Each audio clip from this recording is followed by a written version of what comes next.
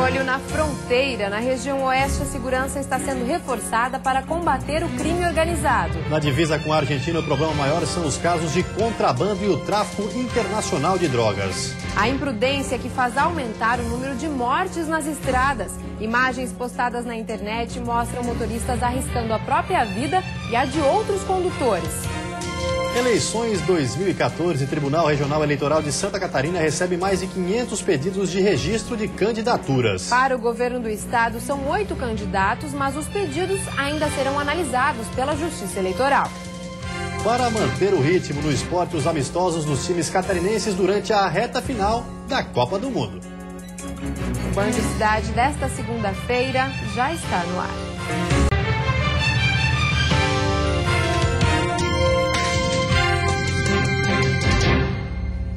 Olá, boa noite. Boa noite. A Polícia Rodoviária Federal está intensificando a fiscalização na fronteira com a Argentina. O motivo é o grande volume de drogas e armas que passa pela região. Agora um helicóptero vai auxiliar nas operações policiais. Filas longas de veículos para entrar na Argentina. Por isso, equipes da Polícia Rodoviária Federal se antecipam e fazem a fiscalização de cargas e documentos em rodovias que dão acesso a Dionísio Cerqueira, bem antes da fronteira. O objetivo é coibir o tráfico de drogas e pessoas e o contrabando e descaminho de mercadorias. Um cão farejador também auxilia os policiais durante as abordagens. No momento, a fiscalização é realizada ao longo da rodovia, uma vez que existe uma certa dificuldade com relação ao efetivo policial, que hoje é muito baixo para a demanda atual. Esperamos aí, com a nomeação dos novos policiais e remanejamento dos outros regionais, dar um incremento nesse sentido. Em Santa Catarina, são 246 quilômetros de fronteira que cortam 29 municípios utilizados como rota do tráfico de drogas, contrabando de armas e munição, além de crimes ambientais e roubos de veículos e cargas.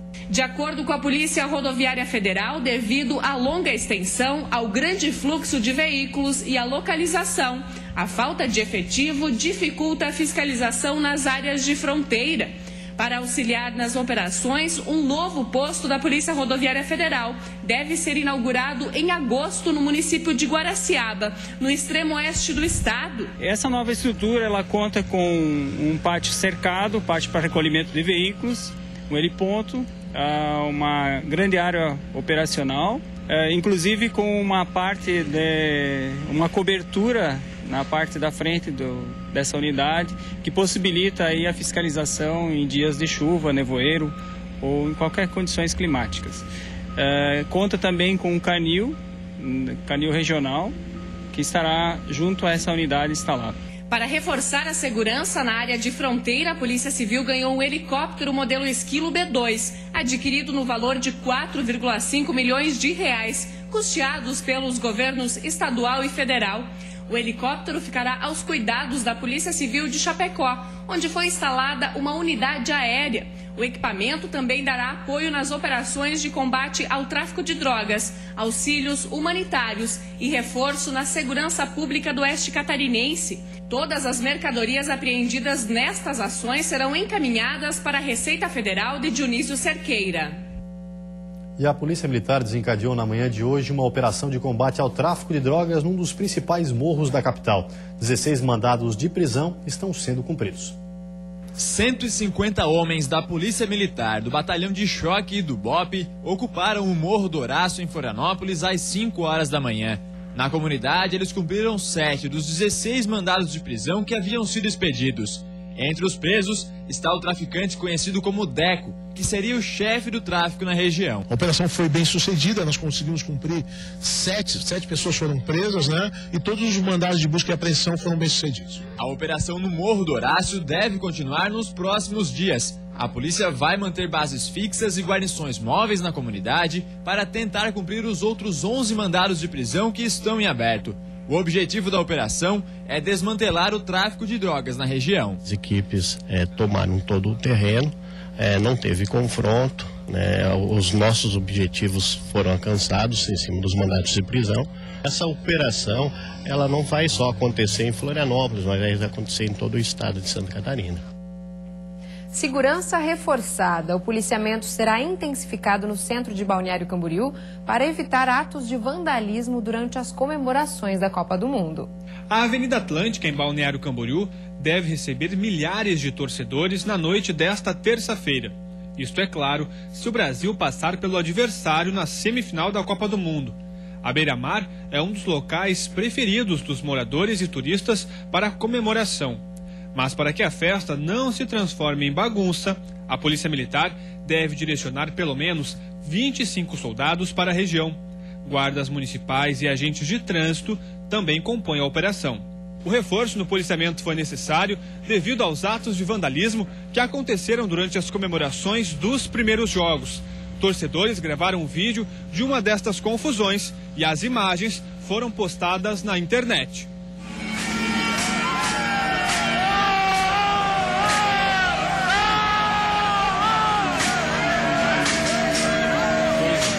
Para os comerciantes da principal avenida de Balneário Camboriú, o reforço na segurança no pós-jogo é essencial para manter a tranquilidade de quem trabalha na região. Porque esses dias eles até quiseram tombar o carro aqui, né? O pessoal comemorando, né? Quiseram até tomar um carro. Então é bom, né? É bom segurança para todo mundo, né? O fechamento da via ainda não está descartado.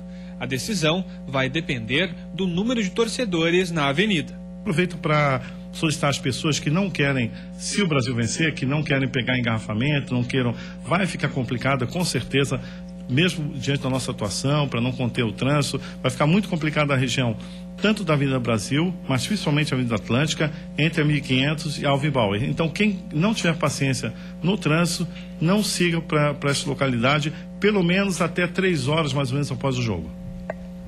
E a seguir, pedágios com os mesmos preços. Prazo para a redução das tarifas nas praças da BR-101 em Santa Catarina foram derrubados. E ainda, direção perigosa. Motoristas são flagrados disputando rachas e abusando da velocidade em rodovias catarinenses.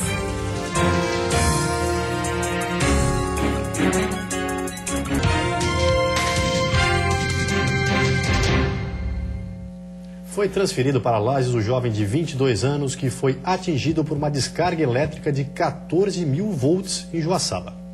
O jovem de 22 anos trabalhava neste frigorífico de Joaçaba. Informações sobre as circunstâncias do incidente não foram repassadas. Porém, de acordo com os bombeiros, a descarga elétrica de aproximadamente 14.000 volts veio de 2 transformadores e atravessou o corpo do homem. Ele foi socorrido e trazido para o Hospital Universitário Santa Terezinha com queimaduras generalizadas de 1º a 3º grau em 40% do corpo. No início da tarde, o jovem foi transferido para Lages, onde está internado na unidade de tratamento de queimados do Hospital Teresa Ramos. O quadro dele inspira cuidados. 119 acidentes foram registrados nas rodovias federais de Santa Catarina neste fim de semana. 77 pessoas ficaram feridas e 7 morreram. A imprudência é um dos fatores que mais causam acidentes. Vídeos divulgados na internet mostram motoristas dirigindo de forma perigosa pelas estradas do estado. As imagens mostram um motociclista na BR-101, na altura da cidade de Balneário Camboriú. Ele fica praticamente deitado na moto, em uma manobra conhecida popularmente como super-homem. Quando percebe que está sendo filmado, ele volta a dirigir normalmente. O flagrante aconteceu neste trecho da BR-101, próximo ao quilômetro 132, local que costuma ser bastante movimentado. Para a Polícia Rodoviária Federal, esse tipo de conduta pode ser considerada direção perigosa. E o sujeito que for flagrado nessas condições pode ter o direito de dirigir suspenso. Neste outro vídeo, também compartilhado pelas redes sociais, este motociclista aparece em alta velocidade fazendo o mesmo tipo de manobra. As cenas foram gravadas na BR-101, entre Itapema e Balneário Camboriú. A maioria das vezes também é o exibicionismo, né? Aquela conduta do indivíduo que se expõe ridiculamente numa atitude dessa, diante dos demais aí na rodovia, se expondo ao risco desnecessário, pondo em risco a sua vida e aos dos demais. Durante o final de semana, outra cena de imprudência no trânsito também chamou a atenção da polícia. Desta vez, em Chapecó. Câmeras de monitoramento flagraram um racha entre 2 automóveis. Os 2 motoristas envolvidos na ocorrência foram encaminhados à delegacia. Eles responderam a um termo circunstanciado e foram liberados. Já os veículos foram apreendidos. A polícia não soube precisar qual era a velocidade em que os 2 transitavam no momento do flagrante. Pedágios vão continuar mais caros. A concessionária Autopista Litoral Sul e a Agência Nacional de Transportes Terrestres derrubaram o prazo para a redução das tarifas nas praças da BR-101 em Santa Catarina. O Tribunal de Contas da União havia determinado que os preços dos pedágios da BR-101 seriam reduzidos em 15% a partir do mês de agosto. Mas a concessionária que administra a rodovia e a ANTT derrubaram o prazo. A determinação para que os preços baixassem de R$ 1,80 para R$ 1,50 estava embasada em uma auditoria que apontou o descumprimento do contrato de concessão da rodovia. Na época, foram encontrados problemas em obras e em prazos atrasados sem justificativa. A redução deveria ser aplicada nas 5 praças instaladas no trecho entre São José dos Pinhais, no Paraná, até Palhoça, e valeria a partir do mês de agosto. E a seguir, economia. A empresa lança campanha para estimular famílias a economizar água. E no futebol, times de Santa Catarina intensificam preparação para a volta do Campeonato Brasileiro.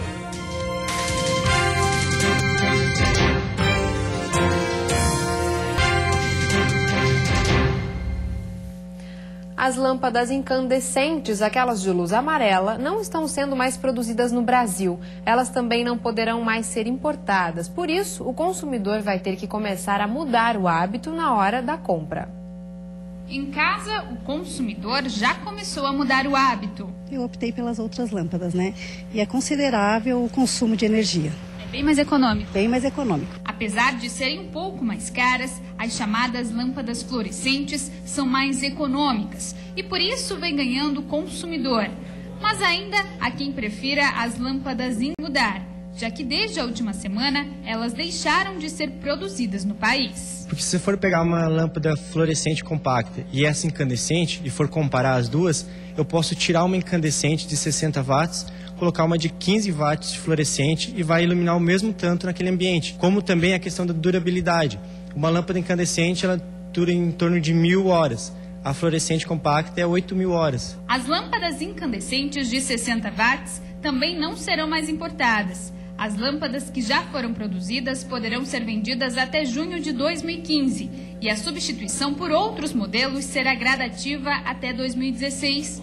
Esse vendedor explica quais os modelos mais econômicos para substituir as lâmpadas incandescentes de 60 watts. As principais lâmpadas para substituir a incandescente são a lâmpada fluorescente econômica, né? Hoje é a mais usada, ela te dá uma economia, vamos dizer, em torno de 75%, né, em relação à de 60%. E outra lâmpada que vem sendo bastante usada são as lâmpadas de LED também, que são essas aqui, que é uma lâmpada que também tem uma durabilidade muito maior, inclusive maior que a fluorescente. Os modelos de lâmpadas incandescentes de 200, 150, 100 e 75 watts também já deixaram de ser comercializadas. E as últimas a sair das prateleiras serão as de 40 e 25 watts, a partir de junho de 2016. Aonde que isso vai refletir? Principalmente no bolso do consumidor, porque o nosso medidor, nosso relógio lá, ele mede em quilowatt a potência da lâmpada. Então, você tirou uma de 60 e colocou uma de 15, você vai ter uma redução aí de 75% na tua conta de energia elétrica. E quase metade da população mundial pode ter problemas de abastecimento de água potável até 2030, caso não haja uma mudança radical nos hábitos de consumo. Pensando nisso, uma empresa lançou uma campanha para estimular famílias a economizar água. Esta folha com adesivos e esta máquina de lavar louças parecem não ter relação alguma entre si, mas juntas elas formam uma grande campanha contra o desperdício de água. Trata-se da disputa de casas, que tem como objetivo estimular 50 residências da capital a economizar água durante 2 meses. Todas as casas participantes receberam uma máquina como essa, e quem atingir a meta estabelecida fica com ela. Nossa economia esperada é de 30%, só a lava-louça dá até 17% de economia. Então, incorporando reeducação, diminuição do banho, etc., você consegue economizar facilmente 30%.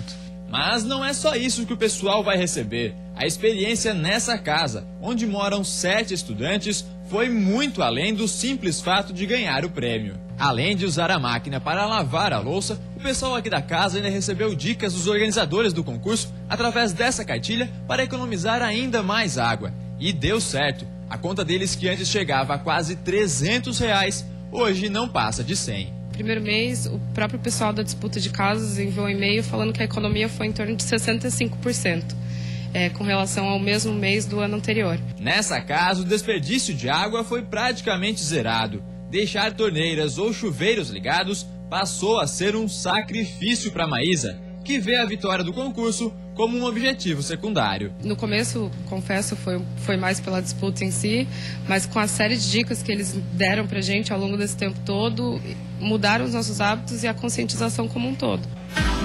A terça-feira começa com nevoeiros ao amanhecer e tempo firme com presença de sol no decorrer do dia. Temperatura mais baixa com chance de geada nas partes mais altas do Planalto Sul. A mínima deve ficar em 0 grau na Serra e a máxima em 21 no sul do estado. No Planalto Norte, mínima de 9 e máxima de 16 graus. Na Grande Florianópolis, Vale do Itajaí. E oeste do estado, máxima de 19. No litoral norte, mínima de 11 e máxima de 18 graus. E agora o futebol. Enquanto a Copa vai chegando ao fim, alguns times do Campeonato Brasileiro aumentam o treinamento e fazem amistosos. No sábado, 3 catarinenses entram em campo. Na Arena Joinville, o JEC, vice-líder da Série B, recebeu o Internacional de Porto Alegre. Mas o jogo terminou sem nenhum gol. Na capital, outros 2 jogos. Confira como foi. Em Palhoça, a estreia do técnico Geninho no comando do Avaí. Mas o time, mesmo com mais posse de bola, não esteve bem e perdeu várias chances contra o Guarani de Palhoça. O gol do Leão, ainda no primeiro tempo, foi marcado por Anderson. No segundo tempo, várias substituições dos 2 lados. E quem se deu melhor foi o Bugre Palhocense, que conseguiu empatar com este gol de Michel. No dia 15, diante da torcida, o Leão joga com o Atlético Goianiense, aí já pela continuidade da Série B. Analisei aqueles que ficaram na sua posição, jogando na sua posição. Mais basicamente os zagueiros, mais basicamente o volante, o Paulo que entrou no meio, e o pessoal da frente. Esses analisei sim, não posso analisar um Diego Jardel de lateral, nem o Neres de lateral, e nem uma análise geral de uma evolução de um time que ficou completamente desfigurado no campo. No Orlando Scarpelli, com portões fechados para o torcedor, o Figueira recebeu o Atlético Tubarão na estreia do chileno Roberto Cereceda, Kleber e Felipe. O alvinegro sentiu a falta de ritmo e a forte marcação do time do sul do estado, que vai disputar a 2ª divisão do estadual. O único gol do jogo foi marcado por Ricardo Bueno de cabeça. Isso se considerarmos apenas o primeiro e o segundo tempo, porque teve até um terceiro tempo, mas esse a gente não tem imagem. Na volta do Brasileiro da Série A, dia 16, o Figueira enfrenta o Coritiba no Paraná. E a seguir, após a ação do Ministério Público, a Prefeitura de Concórdia faz cadastramento de crianças que precisam de vagas em creches. E ainda eleições 2014, Tribunal Regional Eleitoral encerra plantão para registro de candidaturas.